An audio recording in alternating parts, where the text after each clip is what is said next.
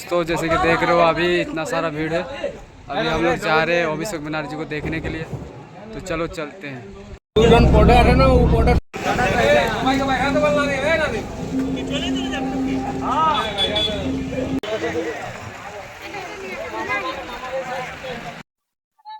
दोस्तों आप देख सकते हो कि अभिषेक बंदोबस्त आ रहा है।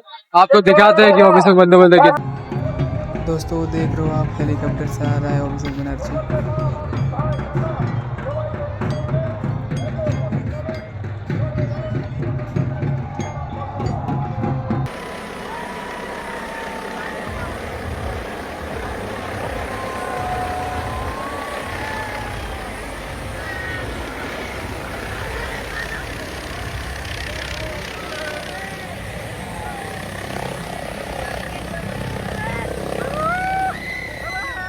तो ये देख रहे हो दोस्तों, हेलीकॉप्टर उतर गया है अभिषेक बनर्जी का।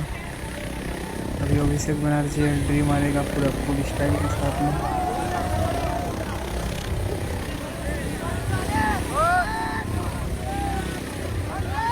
तो दोस्तों यहाँ पर देख सकते हैं बहुत ही ज़्यादा भीड़ है यहाँ पर। अभिषेक बनर्जी के दर्शक उसकी मोहब्बत लिए बैठे हैं सब।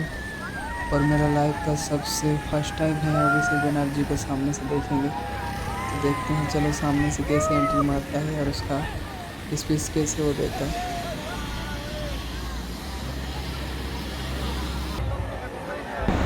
अब देख सकते हो यहाँ पर बहुत ज़्यादा भीड़ है उसका एक एंट्री देखने के लिए।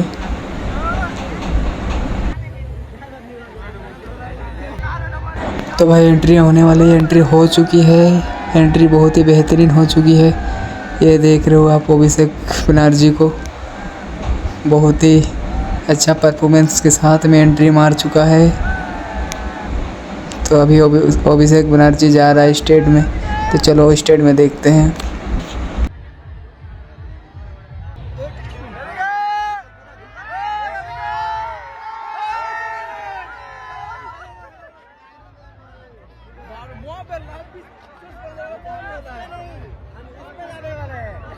ये हेलीकॉप्टर पूरा घिसक गया है, पूरा घिसक गया है, ये तो काफी घिसक गया है भाई।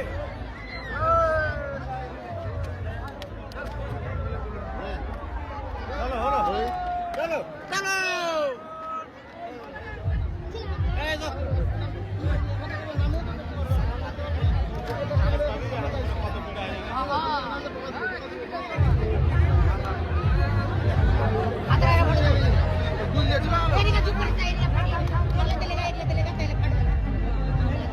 আমার মনে আছে 2018 সালের পঞ্চায়েত ভোটের প্রাক্কালে এই বলরামপুরে বিজেপির দুজন কর্মীর অস্বাভাবিক মৃত্যুর ঘটনা।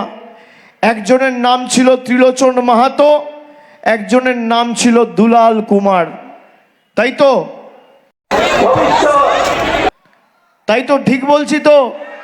18 সালের জুন মাসে ঘটনাটা ঘটেছিল।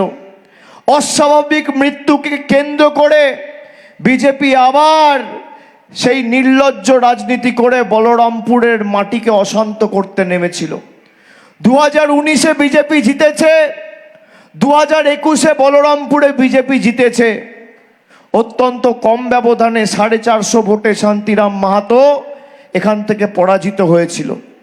যারা মৃত্যু নিয়ে রাজনীতি করেছে, মৃতদেহ নিয়ে রাজনীতি করেছে, ত্রিলোচন মাহাতো আর দুলাল কুমারের পরিবারকে তৎকালীন বিজেপির সর্বভারতীয় সভাপতি অমিত শাহ এসে বলেছিল তাদের পরিবারের কোনো সদস্যকে কেন্দ্রীয় সরকারের কোনো একটা দপ্তরে চাকরি দেওয়ার ব্যবস্থা বিজেপি করবে। আজকে 8 বছর হয়ে গেছে।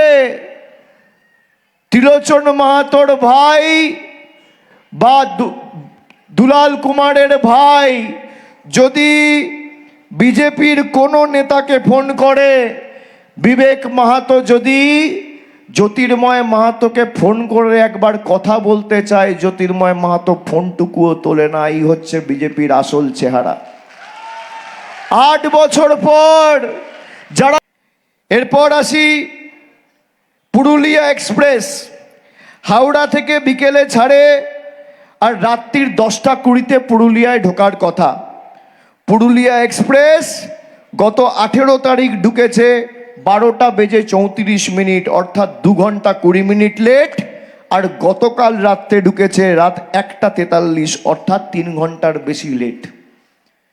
এখানকার সাংসদ যে সুনিশ্চিত করতে পারে না যে নিয়মে ট্রেন পৌঁছায়, মানুষের যাতে অসুবিধা না হয়, সে উন্নয়ন দেবে আপনাদের কোত্থেকে? মোদির গ্যারেন্টি মানে 0 ওয়ারেন্টি, আর তৃণমূলের গ্যারেন্টি মানে লাইফ টাইম ওয়ারেন্টি। কথা দিয়ে কথা রাখার নাম তৃণমূল কংগ্রেস। যারা কুর্মী সমাজকে মিথ্যে কথা বলে, আমার চ্যালেঞ্জ জ্যোতির্ময় মাহাতোকে, এখানে ক্যামেরা আছে, সংবাদ মাধ্যমের প্রতিনিধিরা আছে, আপনাদের হাতে মোবাইল আছে, আমার কথা রেকর্ড করুন।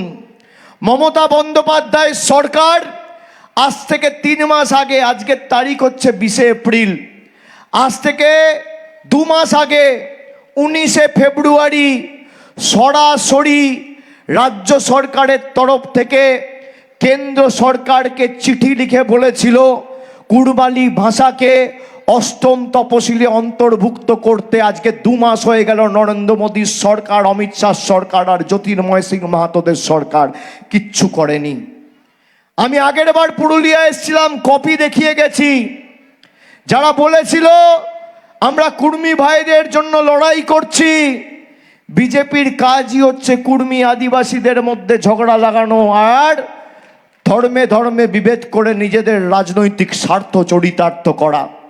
আমার চ্যালেঞ্জ, যদি আমি মিথ্যে কথা বলি আর যদি জ্যোতির্ময় সিং মাহাতোর সৎ সাহস থাকে আমার বিরুদ্ধে মিথ্যে মামলা করবেন, আমি অন রেকর্ড বলে গেলাম, জোর গলায় বলে গেলাম।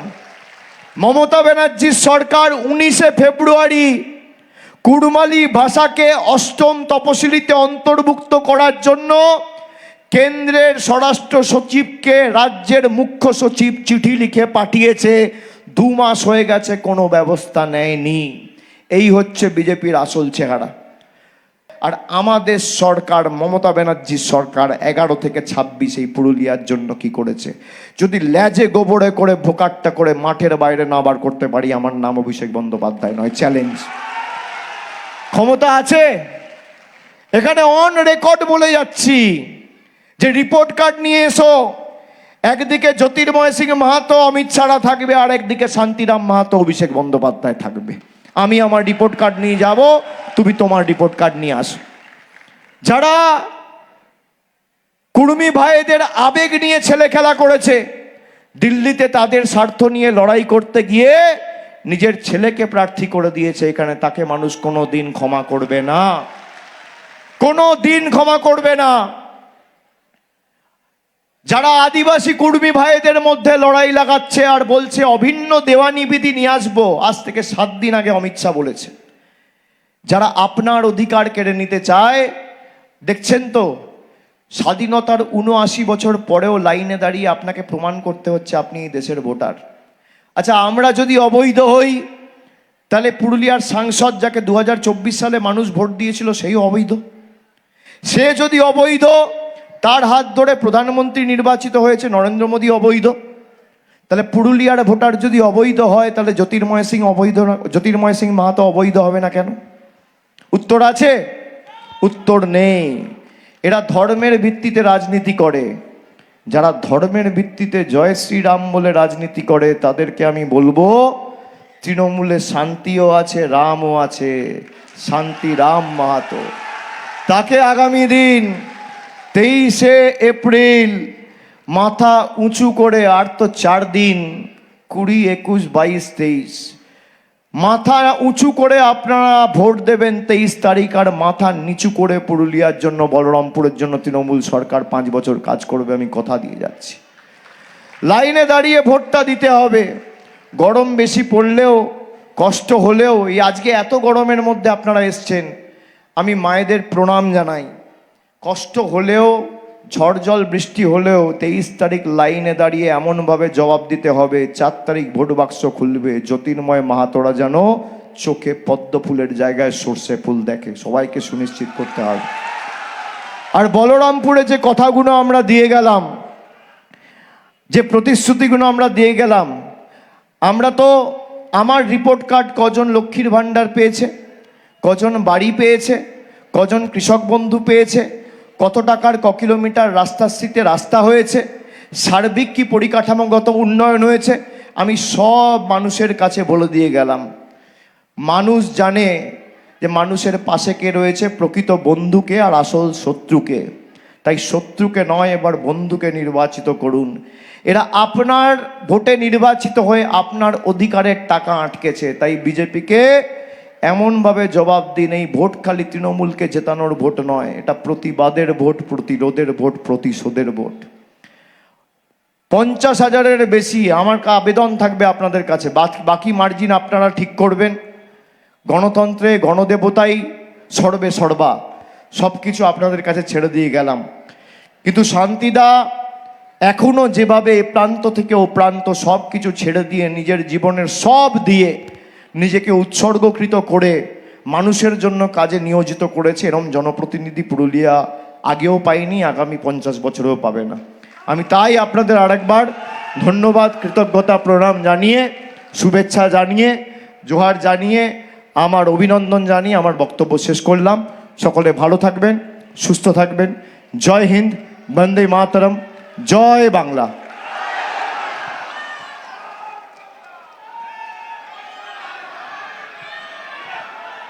আমাদের